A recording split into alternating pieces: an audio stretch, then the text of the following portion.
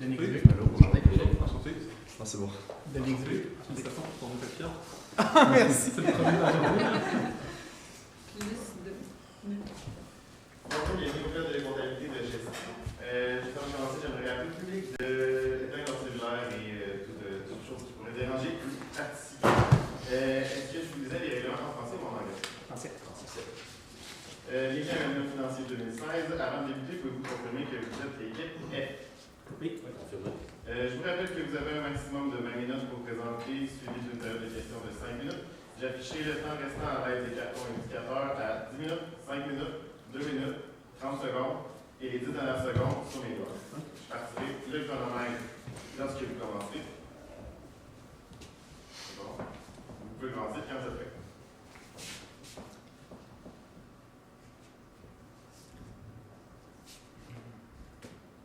Pour une entreprise qui est en activité depuis plus de 50 ans, qui œuvre dans un domaine qui est vraiment a un grand impact sur l'environnement, la pérennité de l'entreprise peut changer à tout instant lors d'une catastrophe naturelle.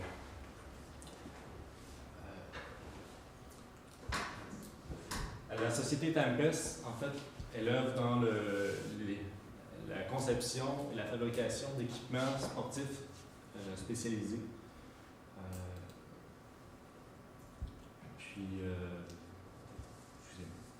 J'ai oublié de vous présenter les membres de mon équipe.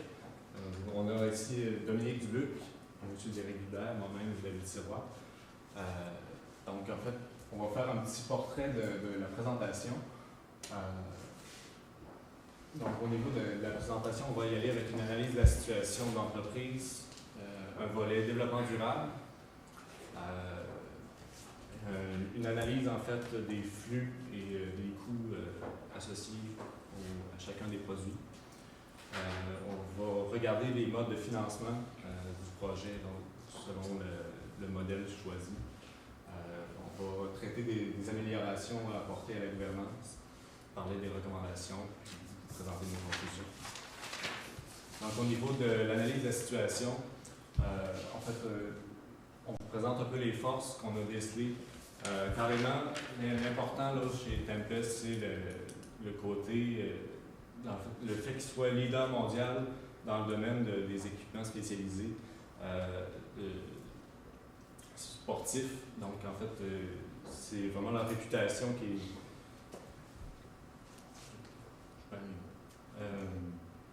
Ils ont une excellente réputation lorsqu'on parle de service à la clientèle. Puis, leur expertise technique, c'est vraiment un avantage chez eux. La loyauté de la main-d'œuvre, connaissance du milieu. En fait, les deux créateurs de l'entreprise connaissaient déjà le milieu. C'était des plongeurs aguerris. La grande force aussi, c'est la qualité des produits. Au niveau des faiblesses, le risque de contamination de l'environnement, surtout associé aux produits, ça a vraiment un impact important sur la pérennité de l'entreprise. On est soumis aussi au changement technologique qui a vraiment un impact. Ça peut représenter en fait des coûts importants pour l'entreprise. La sensibilité au marché boursier. En fait, on est entré en bourse en 1990. Puis, dans le fond, l'opinion publique a un impact forcément sur l'indice boursier, donc sur notre capacité à aller chercher des fonds. Donc, forcément, on a un grand impact en fonction de l'environnement. On a décidé quand même que le contrôle était déficient au niveau de la qualité. Plusieurs produits étaient défectueux. Puis, malheureusement, ce qu'on a remarqué aussi, c'est qu'il n'y a pas vraiment de marketing des produits. C'est laissé un peu avec la réputation de l'entreprise puis la connaissance du public là, de ce produit-là en Les opportunités, en fait, capacité de production inutilisée. Donc, en fait, on ne produit pas suffisamment, mais on peut aller chercher jusqu'à 35 000 unités par année. Les projections, on arrive toujours en deçà de ça. Puis, on a aussi les subventions gouvernementales qui ont augmenté dans les dernières années pour créer, en fait, pour augmenter, si on veut, le marché là, des scientifiques. Les menaces, en fait, c'est sûr que les désastres environnementaux vont avoir un impact là, sur la santé financière, puis la pérennité de l'entreprise, ça c'est certain. Poursuite juridique, c'est toujours un risque qui est grandissant, surtout que c'est un peu la situation actuelle de l'entreprise. Puis on a également relevé des défectuosités majeures, puis on ne sait pas nécessairement où est-ce que ça se situe. Volet développement durable, en fait, ce qui est important de souligner, c'est toujours considérer les trois facteurs qui sont l'économie, donc au niveau de la rentabilité de l'entreprise, au niveau de le facteur de société qui est l'opinion publique et le troisième facteur qui est l'environnement.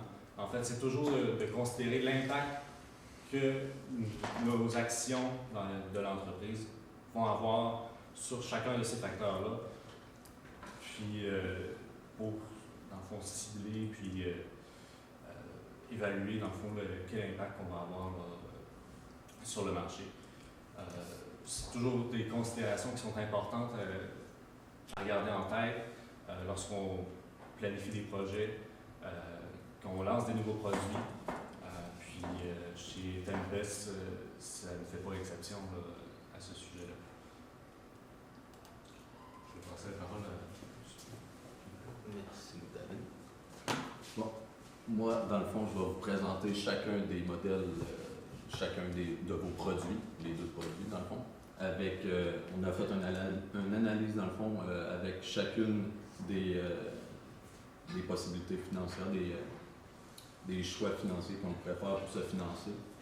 Dans le fond, pour le modèle A, le produit A, nous avons calculé des coûts variables de 4 215 000 environ, ce qui donnait une marge sur coût variable de 3 500 000 qui venait couvrir totalement, amplement, même les coûts fixes là, qui étaient d'environ 1 500 000. Ce qui donnait par la suite un bénéfice net d'environ 1 410 000. Pour le modèle A, option 2, dans le fond, c'était le financement par pas mise de fonds, mais par fonds propres. Dans le fond, ça nous coûtait des coûts variables de 4 215 000 encore, avec une marge coût variable de 3 480 000. Pour ensuite nous donner un bénéfice net après avoir rendu le rendement des nouveaux actionnaires de 20 qui nous donne environ 1 616 000. Pour le modèle B, on avait des coûts variables de 4 600 000. On avait une marge sur coût variable de 4 10 000 environ, ce qui nous donnait finalement là, un bénéfice net de 1 750 000. Pour l'option 2, toujours les mêmes coûts variables et la même marge coût variable, ce qui nous donnait par contre un bénéfice net après les rendements de 1 865 000. Je ne sais pas si vous l'avez remarqué, mais avec l'option 2, dans le fond, on fait, avec le financement par fonds propres, on fait plus de bénéfices nets. Par contre, si on suit ici, côté financement par dette, on a déjà 25 on calcule environ des intérêts d'1 million la première année en dégradant, bien sûr. Et on vous dit aussi, on vous recommande que les intérêts sont déductibles d'impôts. Donc, c'est déjà là, au niveau fiscal, on peut aller chercher plus d'argent. Pour l'option 2, on avait un rendement de 500 000 environ qu'on distribuait aux actionnaires. Dans le fond, comme désavantage que ça nous rapporte, c'est qu'on dilue le contrôle. Puis c'est non déductible. Et les fonds propres sont déjà financés à 75% là, de ce qu'on possède. Je vais maintenant céder la parole à Dominique. On a vu quelques notes à faire avec les états financiers qu'ils nous ont laissés, selon les renseignements. Les comptes clients, il y a 5% qui ne sont pas recouvrables. Selon eux, ce n'est pas admissible aux états financiers, mais ce n'est pas, ça n'a aucune influence sur eux. Sauf que 5% de 1 million, si je me rappelle bien, c'est 1 500 000 ou 700 000, c'est quand même environ 70 000. Donc, c'est peut-être quelque chose qu'on recommanderait de ne pas juste mettre en note, mais de vraiment faire une provision pour ça. Le deuxième gros enjeu qu'on a ici, c'est notre poursuite qu'on a pour la contamination. On avait deux choix.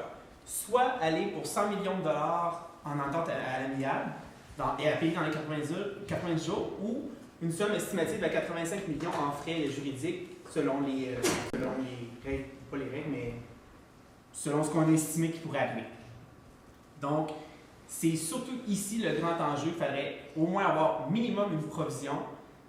Sinon, au moins, peut-être mieux estimer ou aller dans une défensive avec un avocat pour voir peut-être s'il y a possibilité de baisser ça ou quoi que ce soit. Mais c'est des notes qui seraient très importantes aux états financiers. Je vais céder la parole 2 petites minutes à Louis-David pour la gouvernance et je reviendrai. On avait un mandat spécifique qui touchait l'amélioration de la gouvernance au sein de la société Tempest, en fait. Ce qui est suggéré, c'est carrément de créer un comité de gestion des risques. Comité de gestion des risques qui aurait pour principale tâche de considérer tous les facteurs qui pourraient influencer les risques financiers, mais surtout les risques environnementaux, notamment en raison de la poursuite qui est actuellement en cours, la poursuite gouvernementale. Il pourrait peut-être éventuellement en avoir une autre, selon une ou plusieurs autres. Puis, en fait, une seconde recommandation d'amélioration, c'est carrément de monter un tableau de bord pour présenter en fait le niveau des stocks puis le taux de rejet des produits qui sont fabriqués. Ça, c'est vraiment en lien avec le problème de qualité qu'on avait au niveau des jauges qui faisaient partie des produits qu'on fabriquait. Également avoir un indicateur du nombre de retours pour faire un suivi puis faire l'enquête appropriée. C'est vraiment un point important. Augmenter la fréquence des réunions du conseil d'administration. C'est simplement parce qu'on trouvait que de faire 3 réunions par année, c'est peut-être pas suffisant, surtout considérant les facteurs comme l'environnement, mais aussi pour avoir tout simplement une bonne gestion puis un bon suivi de tous nos dossiers. C'est peut-être plus facile si on se rencontre plus souvent. On aurait pu y aller avec des rencontres mensuelles. On laisse ça un peu à votre convenance, carrément. Puis, finalement, favoriser la représentativité sur le CA. En fait, il était seulement composé de 4 hommes, mais peut-être qu'au sein de l'entreprise, que les femmes sont moins considérées, sont moins présentes, mais quand même, est-ce qu'elles sont en proportion égale pour refléter en fait le portrait de l'entreprise elle-même. Mais aussi, peut-être que quand on parle de représentativité, c'est aussi de considérer, on n'avait pas vraiment le détail pour ça, à savoir, est-ce que tous les services de l'entreprise sont représentés sur le CA? Est-ce qu'on peut aller chercher l'information qu'on a besoin pour prendre des décisions facilement?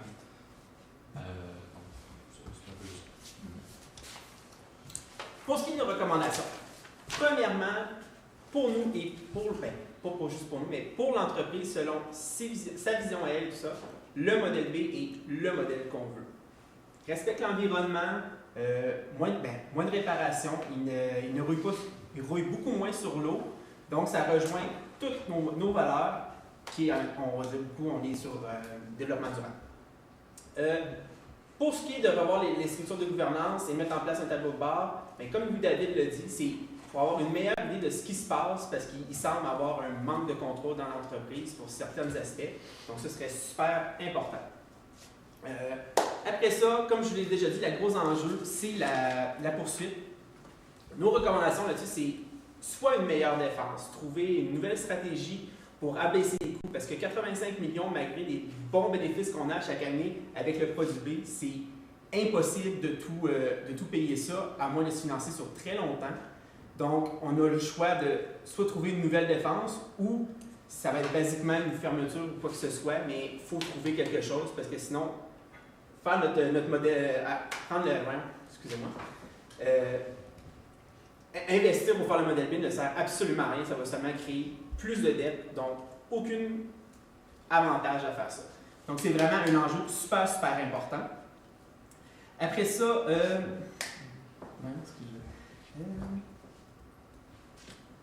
c'est ça. Ah, puis on avait parlé que la structure n'était pas utilisée à tout au maximum. On faisait à la dernière année quelque chose comme 17 000 unités et on pouvait avoir une limite de 25 000. Et on a dit aussi que le marketing ne fournissait pas assez. Donc, à cet endroit, il y a quelque chose qu'on pourrait faire pour s'améliorer, pour avoir un meilleur bénéfice et tout ça. Et je pense que ce serait le temps qu'on y aille. Et après ça, pour la dette, mais je pense que ça va être... On ne peut pas clairement dire ce qu'on veut vraiment sur la dette pour le financement. On a soit le choix d'y aller par action ou y aller par la dette. Les deux ont des avantages, mais si on veut peut-être vendre mieux à nos actionnaires, qu'est-ce qu'on veut faire? Bien, le modèle par équité, il serait peut-être mieux parce qu'eux retirent un 20% de bénéfice automatiquement avec ça. C'est leur condition à ce financement. Donc, c'est quelque chose qu'on peut voir qui pourrait être intéressant pour eux pour le vendre. Sinon, la dette est toujours aussi intéressante envers les intérêts qu'on va pouvoir déduire. Fait, pour conclusion, bien, comme je vous l'ai dit, c'est le modèle B qu'on veut. Puis selon la grosse image, bien, l'image de l'entreprise, bien, c'est vraiment ce qui rejoint ça. Puis c'est un bon projet, il est rentable, il respecte toutes nos causes. Puis c'est à peu près ça. Sinon, ben, c'est ça. Merci beaucoup. Oui. Donc là, ça, vous avez choisi le modèle B, mais vous nous laissez le choix pour ce qui est du financement. Bien, je pense que ça va être selon les actionnaires. On peut vendre les deux, on va leur donner les deux avantages, mais comme normalement le CA va décider, mais un actionnaire normalement vaut beaucoup plus de la rentabilité. Donc pour eux, ça serait une façon, en investissant de l'argent, d'avoir un retour automatique, parce que c'est quand même 20% des bénéfices qu'on fait tout de suite. Mais je veux dire, je pense que c'est pas encore... c'est vraiment un choix qu'eux devraient faire. On peut donner des options comme au bénéfice, ce serait mieux, mais c'est vraiment selon eux, je crois qu'il faut qu'ils fassent une décision parce que nous autres, on peut donner des options, mais c'est vraiment eux qui vont décider pour ça. Au niveau bénéfice, ça serait préférable, mais par contre, l'entreprise est déjà financée à 75% via les fonds propres. Et les dividendes, le rendement, dans le fond, est non déductible. Tandis qu'avec la dette, les intérêts sont déductibles, malgré que le bénéfice serait moins. Par contre, on n'a pas calculé l'impact au niveau fiscal. C'est sûrement là qu'on irait chercher facilement. Ça donne une solution de rechange. Ça ramènerait plus. OK. Est-ce que vous pouvez me parler de l'indépendance du conseil d'administration actuellement? Bien, c'est sûr que ce qu'on observait, vous faites bien de soulever la question, c'est que en fait le PDG de la compagnie, c'était aussi le président du CA, donc une implication personnelle autant dans les décisions que dans les opérations. Puis ça peut avoir quand même un impact sur, comme ça l'influence les décisions. Est-ce que est-ce qu'on prend vraiment les décisions en faveur de l'actionnaire ou c'est peut-être plus pour garder son poste ou on peut extrapoler là, les implications de ça. Est-ce qu'il y a un problème d'indépendance ou il n'y en a pas? Je veux juste... OK. Moi, je dirais que oui. OK. C'est Il y a d'une certaine façon, comme le PDG tient,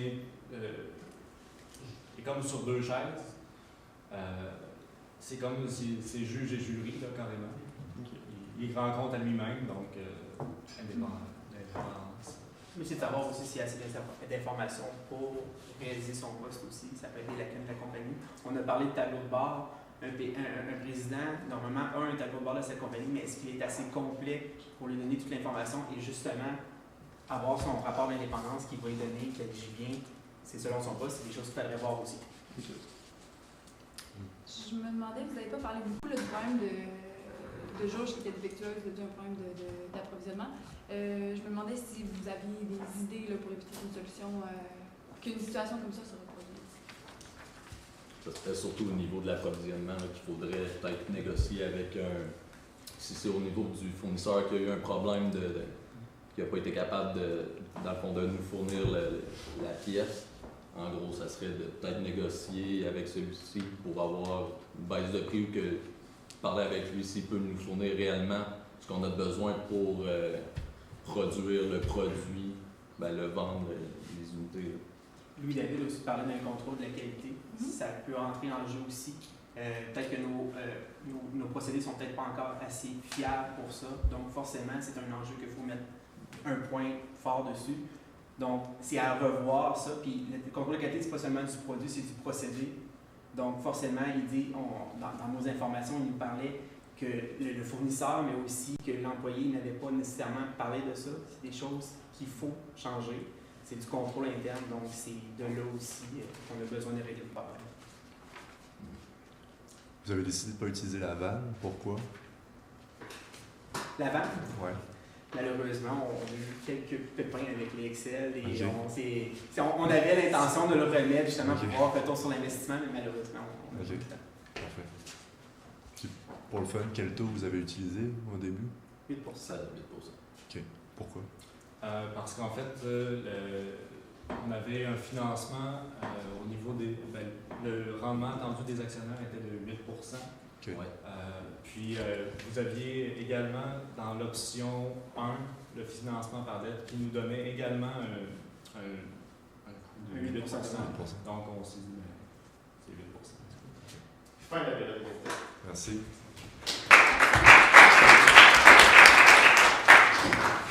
Merci beaucoup. Merci. Merci. Merci. Merci.